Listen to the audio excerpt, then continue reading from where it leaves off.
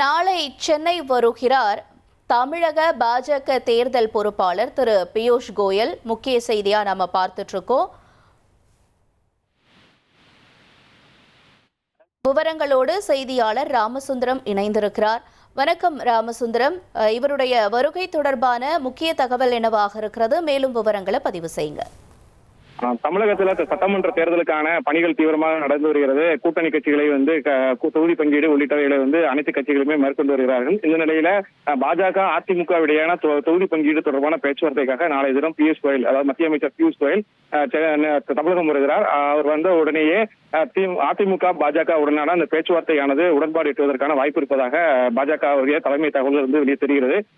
இந்த நாளைய தினம் வரக்கூடிய மத்திய அமைச்சர் நேரடியாக அதிமுகவுடன் சேர்ந்து இந்த பேச்சுவார்த்தையை மேற்கொள்ள இருக்கிறார்.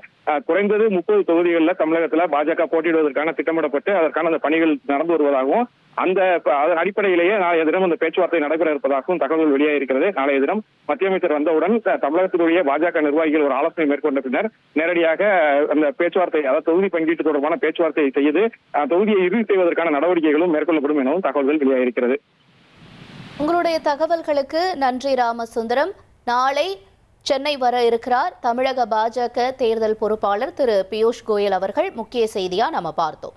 உங்கள் தந்தி1 தொலைக்காட்சியில் காதலும் கலகலப்பும் நிறைந்த ஒரு புத்தம் புதிய ஃபேண்டசி தொடர் ராஜா ராணி தினமும் இரவு 8 மணிக்கு.